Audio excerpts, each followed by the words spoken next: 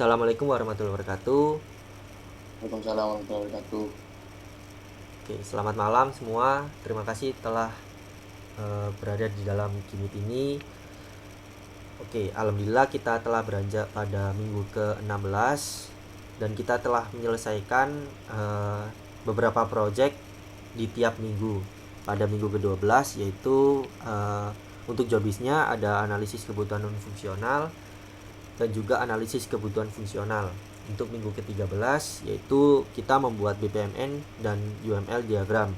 Untuk minggu ke-14 yaitu pembuatan perencanaan mockup. Dan untuk minggu ke-15 kita membuat binding dokumen pada minggu ke-12 sampai 14. Oke, untuk yang pertama kita melakukan pembacaan tugas atau penjelasan mulai dari minggu ke-12. Untuk yang minggu ke-12 yaitu kebutuhan perangkat lunak yang isinya ada kebutuhan fungsional dan non fungsional.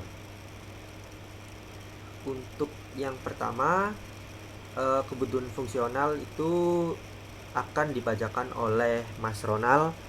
Silahkan Mas Ronald. Oke, terima kasih atas waktu yang diberikan.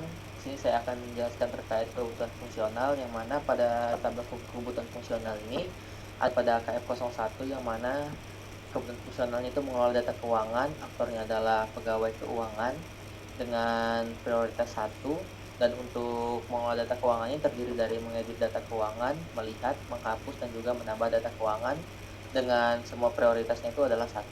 Kemudian selanjutnya adalah KF02 yaitu mengelola pengajuan pendanaan, yaitu dengan aktor pegawai keuangan dan prioritasnya adalah 2. Kemudian selanjutnya ada pembuatan laporan pajak yang dilakukan oleh pegawai keuangan juga dengan prioritasnya adalah 1. Selanjutnya adalah KF04 yaitu memfilter gaji karyawan yang dilakukan oleh aktornya adalah pegawai keuangan, di mana di memfilter gaji karyawan ini terdiri dari memotong gaji karyawan, membayar hutang, mengirimkan slip gaji ke email masing-masing dengan prioritas untuk memfilter gaji karyawan ini 1, namun untuk memotong gaji karyawan dan membayar hutang itu prioritasnya 2, dan mengirimkan slip gaji ke email masing-masing itu prioritasnya 1. Kemudian selanjutnya KF05 itu untuk memunculkan grafik keuangan, dan aktor dalam kebutuhan fungsional ini adalah sistem dengan prioritas 1, yang mana pada memunculkan grafik keuangan ini untuk memunculkan grafik total kas, grafik total pengeluaran, total hutang, dan grafik piutang dengan semua total dengan prioritas utama yaitu 1. Kemudian KF06 yaitu menampilkan laporan keuangan dengan aktor adalah sistem dan prioritasnya ada 1, yang mana pada KF06 ini terdiri dari menampilkan laporan pemasukan, pengeluaran, laporan laba rugi perusahaan, serta laporan hutang piutang dengan semua prioritasnya adalah 1.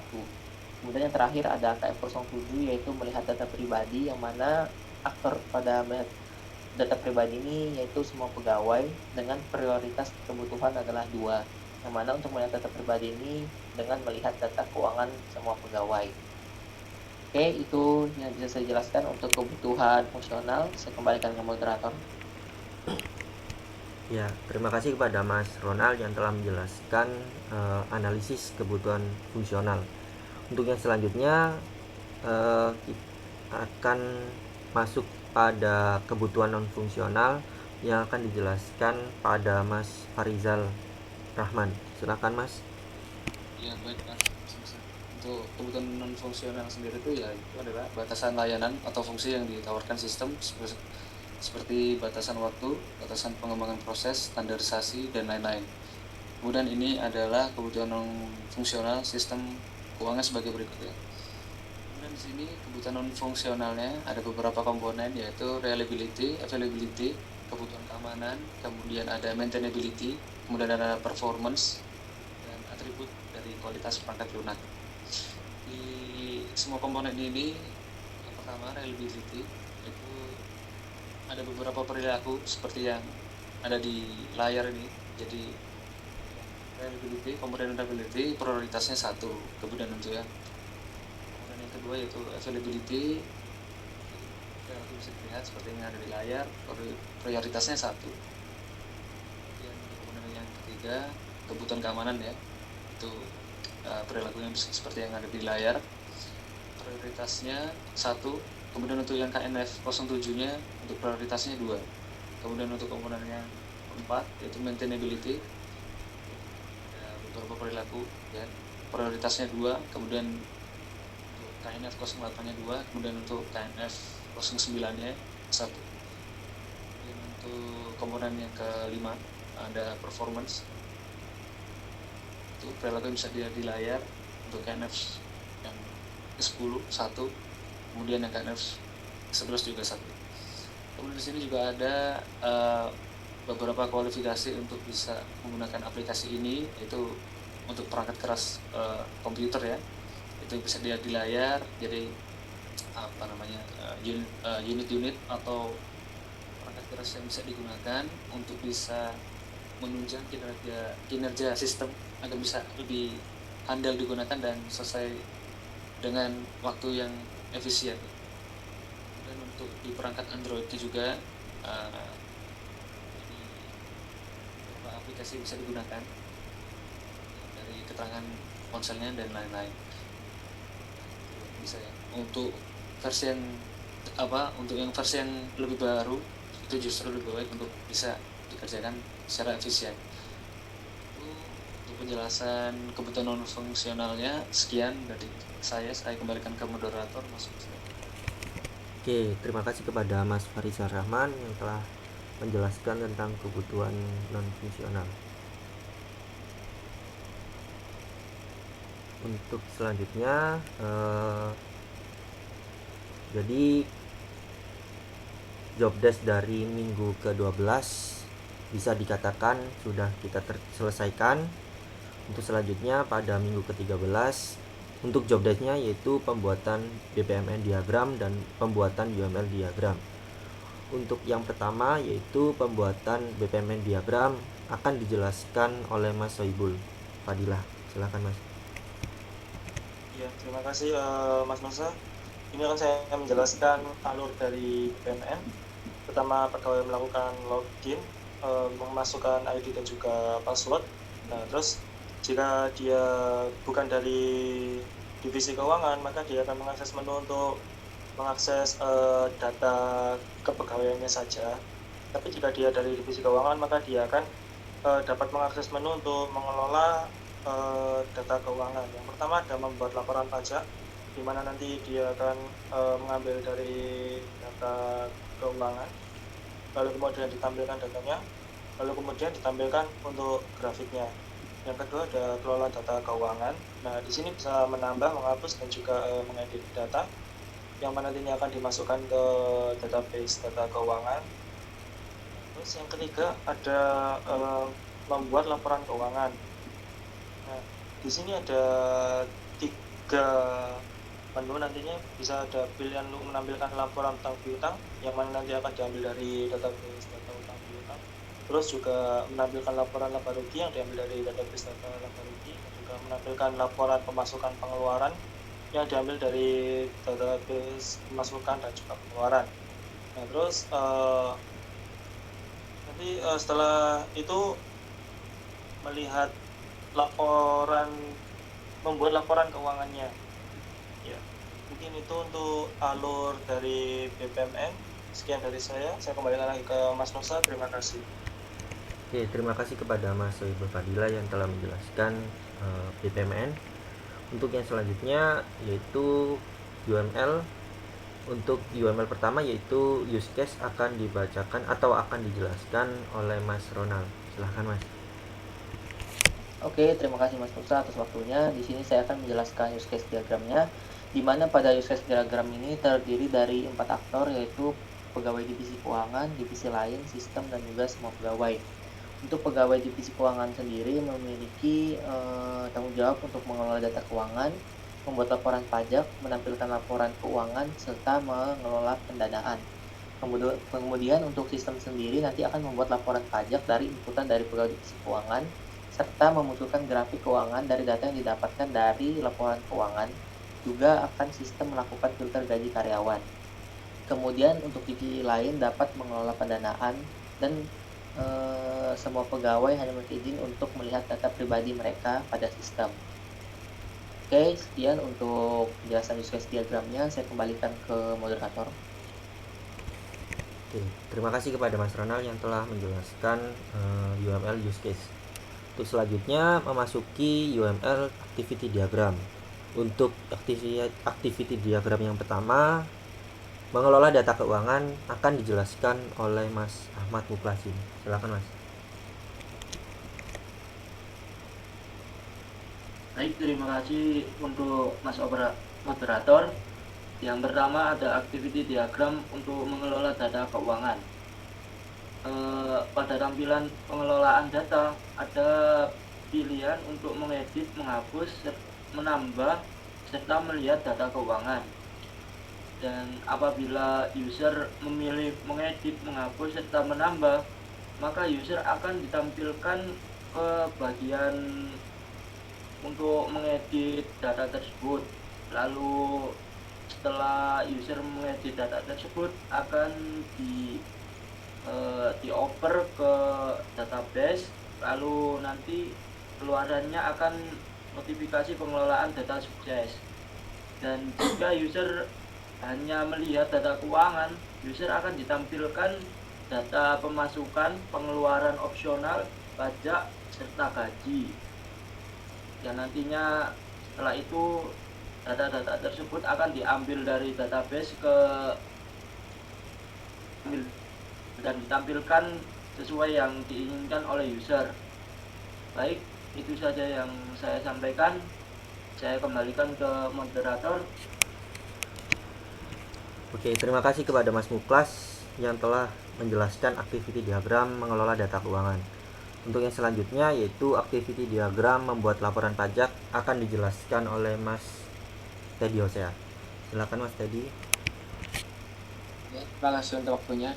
Jadi di sini untuk activity diagram membuat laporan pajak, jadi pertama dimulai dari pegawai divisi keuangan melakukan login, lalu masuk untuk membuat laporan pajak, mana masuk ke dalam sistem untuk mengambil data untuk menyusun atau membuat laporan pajak tersebut, dan yang akan dikembalikan kepada pegawai divisi keuangan lagi.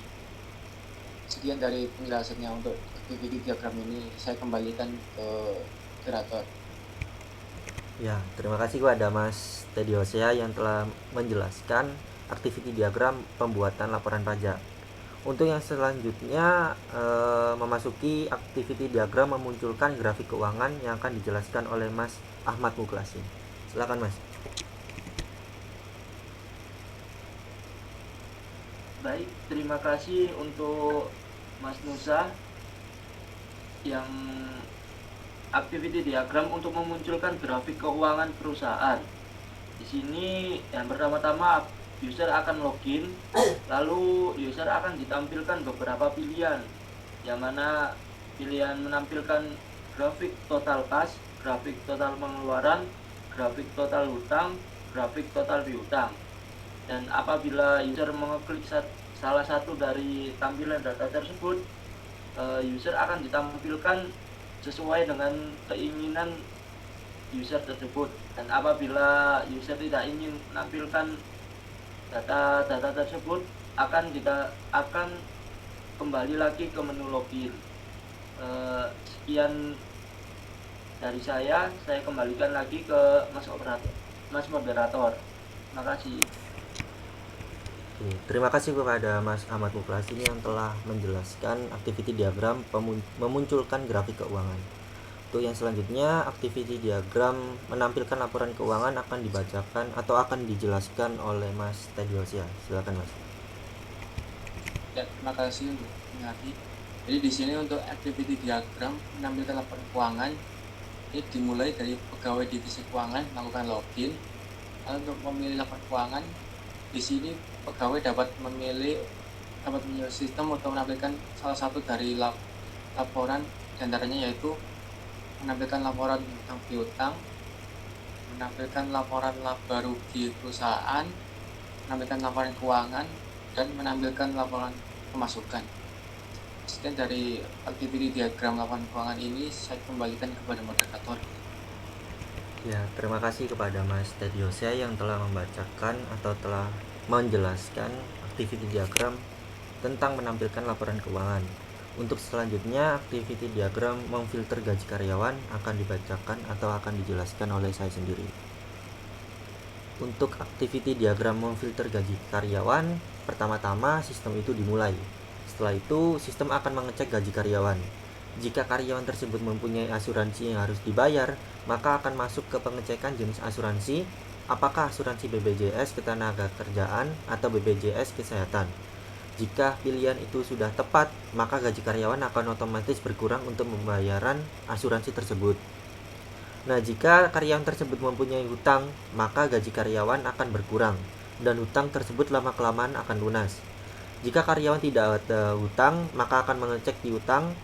Nah, setelah mengecek di hutang itu, jika ada pelanggan yang jatuh tempo pada hari itu, maka akan dinotifikasi oleh sistem.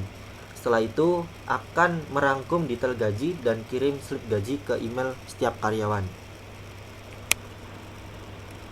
Untuk selanjutnya, activity diagram tentang pengelolaan pendanaan yang dijelaskan oleh Mas Farizal Rahman. Silakan, Mas. Baik Mas. Untuk activity diagram pengelolaan pendanaan atau mengelola pendanaan, jadi alur yang pertama yaitu supervisor melakukan login, kemudian memasukkan detail dana, kemudian nanti sistem bisa melihat detail dana dari supervisor, kemudian nanti pegawai divisi keuangan melakukan pengecekan dan evaluasi pengajuan dana dari sistem, kemudian nanti pegawai bisa melakukan persetujuan, kemudian nanti akan muncul bukti nota persetujuan. Jika jika pengajuan dana tidak disetujui, maka tidak ada bukti nota persetujuan. Sekian itu untuk activity diagram pengelolaan dana. Saya kembalikan lagi ke Mas moderator Mas Nusa. Terima kasih kepada Mas Farizal Rahman yang telah menjelaskan activity diagram tentang pengelolaan pendanaan. Untuk yang selanjutnya yaitu activity diagram melihat data pribadi yang akan dijelaskan oleh Mas Sohibul Fadilah. Silakan, Mas. Iya, terima kasih Mas Nusa. Saya akan menjelaskan activity diagram untuk melihat data pribadi.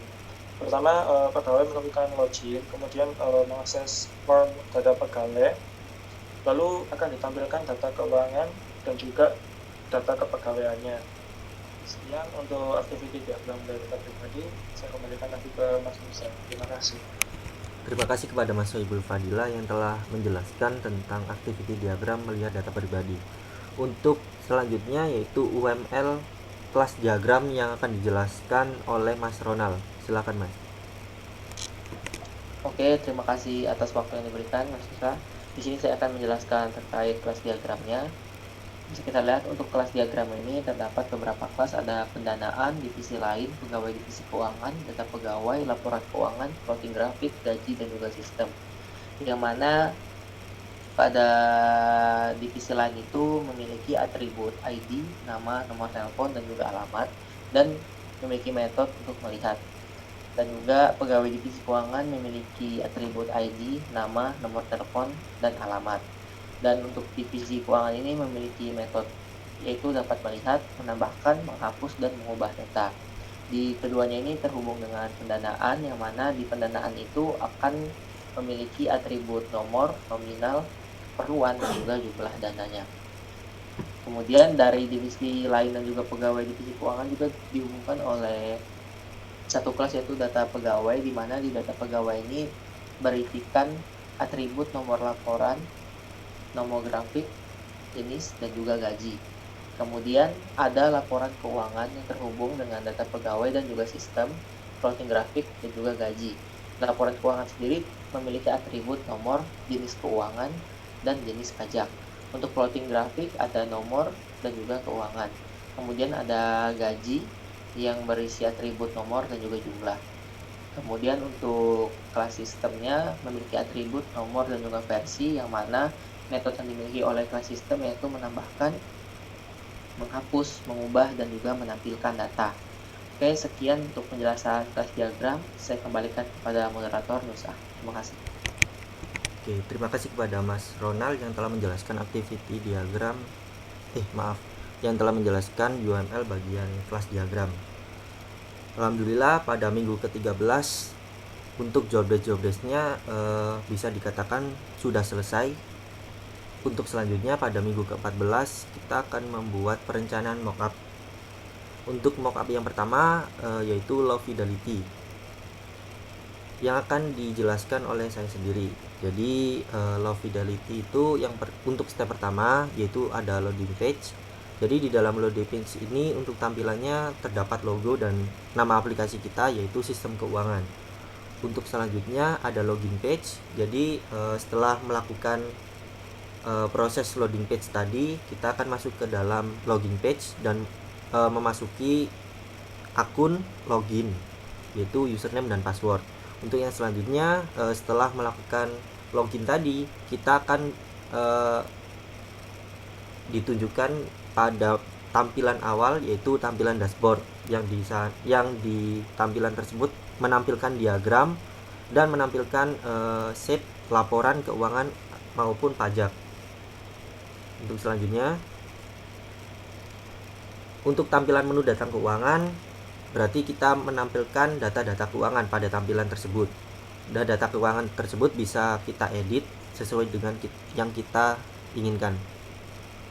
Untuk selanjutnya menu laporan keuangan. Jadi menu laporan keuangan ini akan ada laporan-laporan keuangan pada tampilan tersebut. Lalu setelah menu laporan keuangan ada menu laporan pajak yang di situ tampilannya terdapat laporan-laporan pajak dari setiap karyawannya. Untuk selanjutnya yaitu menu plot grafik. Jadi di dalam menu plot grafik ini terdapat grafik keuangan yaitu grafik kas maupun pengeluaran. Untuk selanjutnya yaitu filter gaji. Jadi di dalam tampilan ini kita akan melakukan totalan gaji pada gaji karyawan tersebut. Jadi ada ID, nama, kehadiran seperti itu. Oke, untuk selanjutnya terdapat mockup yang kedua yaitu high fidelity yang akan dijelaskan oleh Mas Lukman Ramadan. Silakan Mas.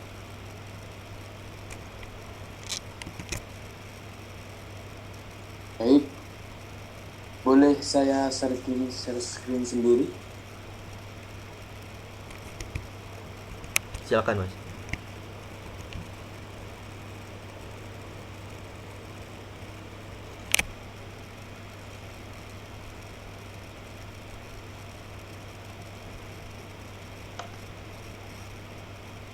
Di sini kita akan menjelaskan tentang high fidelity.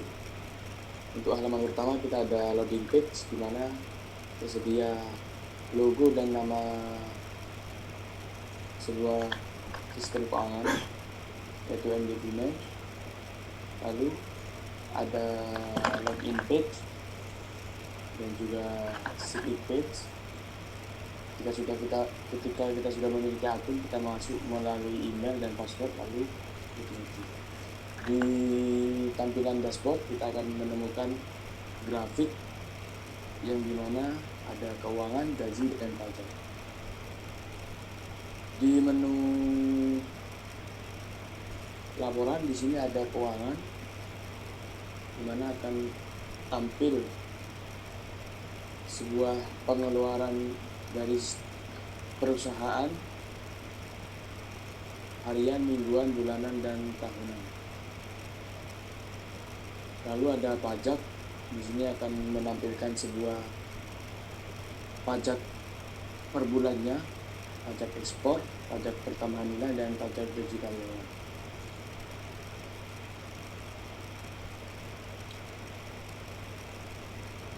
Di menu data keuangan kita akan menemukan pemasukan sebuah data keuangan perusahaan, dan kita juga bisa mengedit keuangan tersebut. Di menu grafik keuangan kita akan menemukan berapa persen pengeluaran yang dibutuhkan oleh sebuah perusahaan seperti bahan pokok, gaji karyawan, pajak, dan servis alat yang dibutuhkan oleh perusahaan. Gaji karyawan di sini ada info karyawan dan pekerjaan yang dilakukan oleh karyawan seperti web developer, UI UX designer, operator mesin, ekspedisi. Dan juga ada kehadiran, absensi untuk hadir, ada Nusa, seperti contoh Nusa hadir, Renal tidak hadir, Yani hadir, Rizal hadir, Freddy tidak hadir, dan Sohib libur.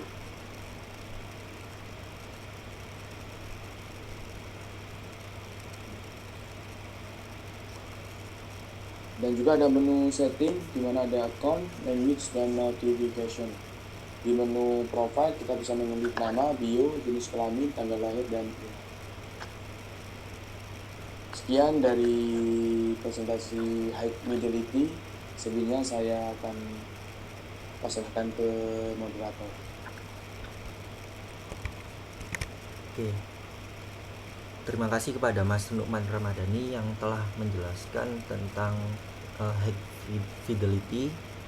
Dan alhamdulillah pada minggu ke-14 untuk job desk perencanaan mockup itu bisa dikatakan sudah terselesaikan. Dan untuk selanjutnya ada pada minggu ke-15 yaitu binding dokumen. Pada minggu ke-15 ini kita melakukan binding dokumen, yang artinya kita itu melakukan penyusunan dokumen dari minggu ke-12 sampai 14, dan alhamdulillah juga sudah terselesaikan.